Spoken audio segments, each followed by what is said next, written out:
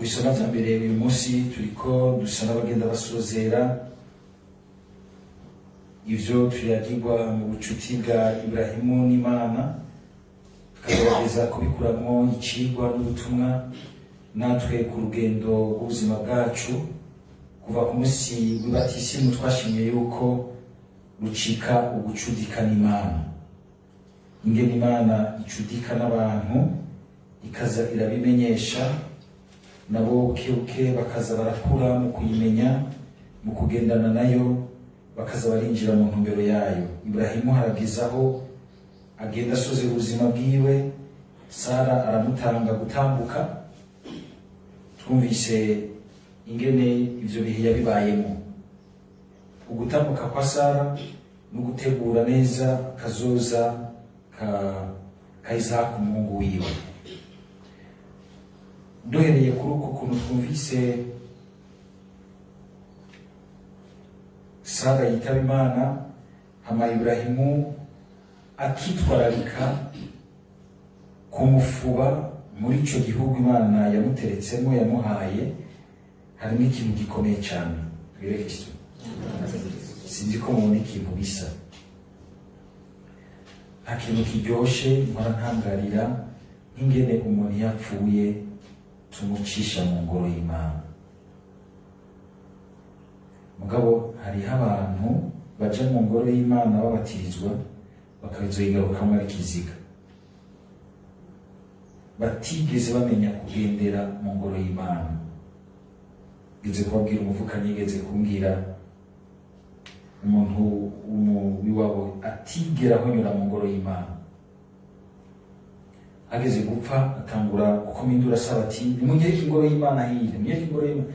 Wabuze kuyijamo hakiri kare ukibasha, ubu uriko uracika. Ingoro y'Imana ni ikimenyetso gikomeye caho maze kumva umwanditsi w'Izaburi agira ati kumara imyaka igihumbi, kumara umunsi umwe wawe bisumba kumara iyindi gihumbi ahandi, bisumba kumara iyindi gihumbi ahandi. Bivuga yuko umenga mbere umuntu yoshima kwama yibera nagira ni mu maso y'Imana, mu ngoro y'Imana nyene. Kabona ingene umuntu imbere yuko tuja kumubika muri kirya kibanza ciwe ca nyuma hano kw'isi, tubanza kumucisha mu ngoro y'Imana, nkuko womenga nico kibanza tugiye kumubikamo. Si uriya ruhafu rwo ku mpanda canke hariya gusignal nkuru, nico kibanza twifuza yuko yohoramwo. Iburahimu agahamba Sara mw'isi Imana, mu kibanza Imana yamutoreye n'umuryango wiwe.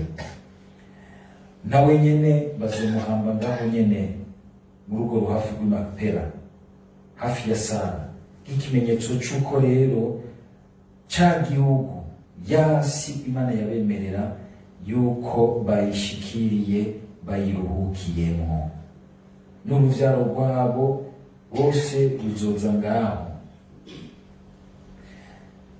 Natwe turazi yuko hari ikibanza ca nyuma Umukama yagize ati ngiye kubategurira, asaba natwe ko ico kibanza coba koko uburuhukiro bwacu bwa nyuma,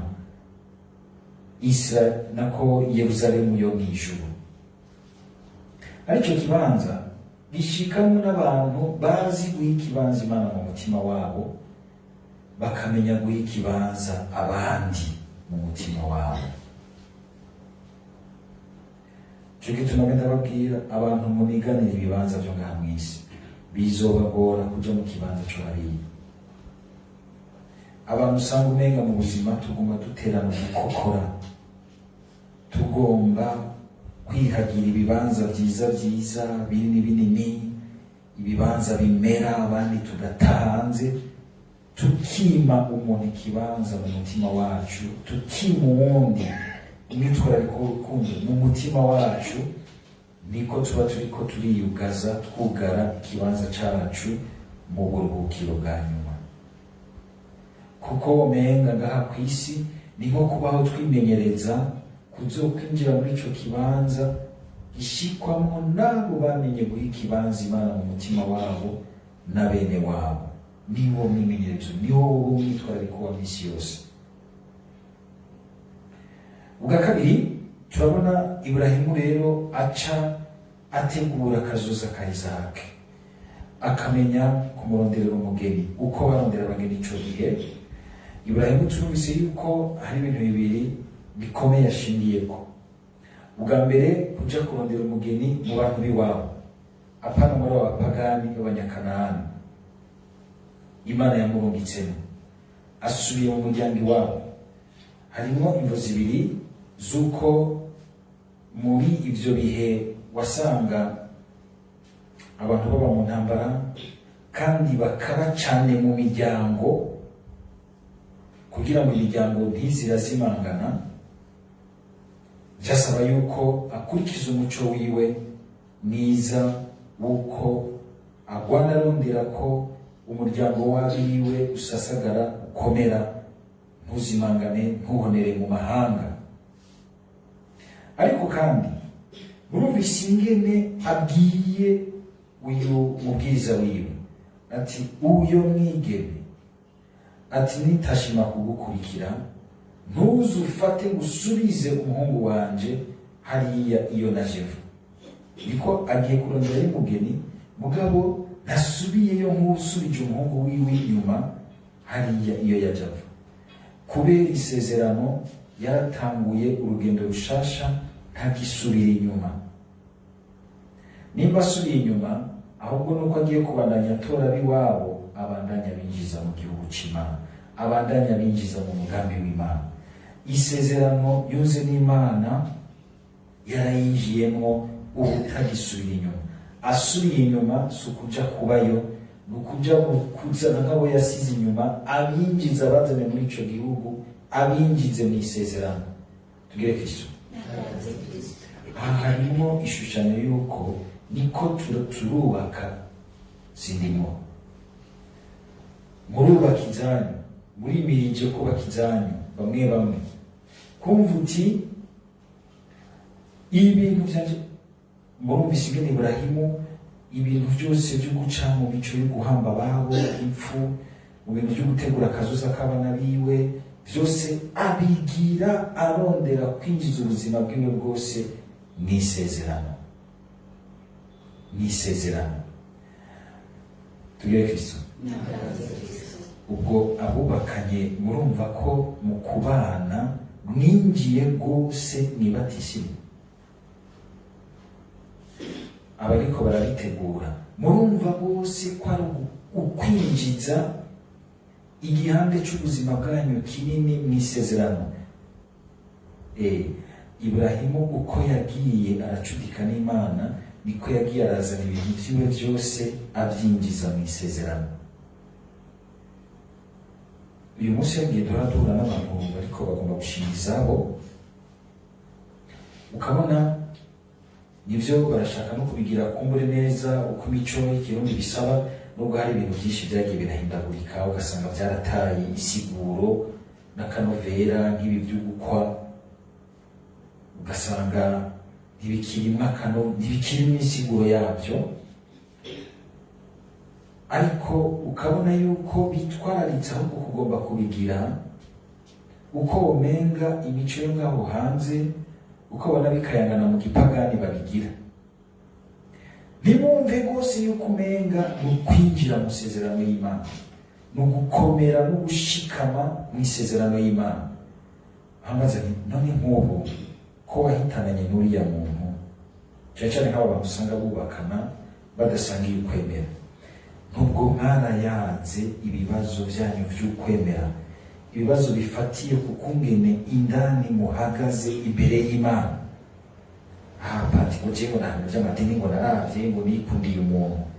None uyo muntu wibaza yuko ari mu kirere, afise ashingiye, afise ukungene ahagaze imbere y'Imana, murayaga. Iyo ngize abo nitegurira mu ntango gushika dusozera urugendo, mu nteguro nshiramwo imyanya yuko tuja hamwe tugasenga. Sinzi ko abategura abageni babashira hamwe bagasenga, kumenyereza umugabo n'umugore gusengera hamwe. Asanga bashaka yuko twoza turasohoka, biromenga n'inyigisho tugende kuzigira ku kabari kwa Gerard ku gacupa, mugabo bagira uti nimuze tuje hamwe dusenge, tuje hamwe imbere ya Yesu nk'amasaha nk'atatu, tumuteramire tumubanze atubwira tuyagire tumuyagishe wumva ingene uwundi asenga. Ejo bundi hari abaje harimo umwe w'umwesikuru yagomba gutwara umwigeme wacu, yasambukiye imbere ya Yesu. Turinjira muri sera ndafasha umugani, injira urabe neza uyu muntu, asanga yari umwesikuru nk'uwo bari mu muriro udahera, abari mu muriro udahera. Ukabona yuko abatari bake ni tuje kwakira isakramento mugabo ntitumva ko ari isakramento, umenga ni ibintu vyo gushariza urubanza. Iyo nigeze kubaza nti none nk'ubu uje ndabaheza igihe by'ukuri ushaka iki? Ushaka iki? Urabona pati ngo ngiye ngo nkagira ubugeni naciye mu isengero wa muvye wanje sinomukira.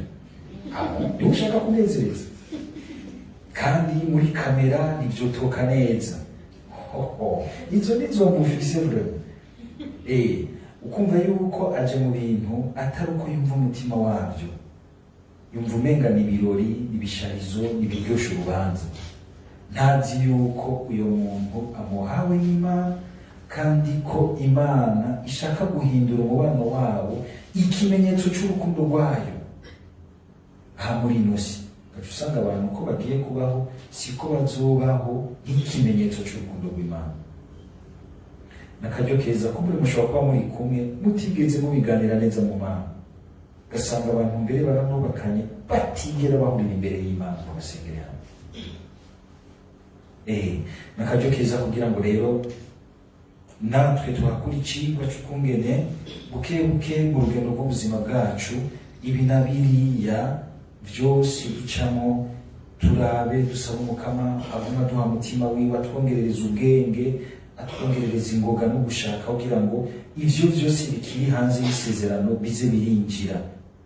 Ni imigenderanire, ni imigambi, ni ibinabiriya twiyumvira, ingene dushaka gupanga akazoza k'ubuzima bwacu, byose turabikwega tuvyinjize mu isezerano kugira ngo natwe hamwe dusozera ubuzima bwacu tukumva tuti dusozereye neza kujya kwa Yesu agira ati mu minwe yawe niho nshize umushaha wanje, kugira ngo niba ducisha mu ngoro y'Imana ntikuzobe kuducisha mu ngoro y'Imana ariko kuzobe ukuba turi ahantu nyene twamenyereye kwibanira n'Imana tugahora mu muco no mu gushaka kw'Imana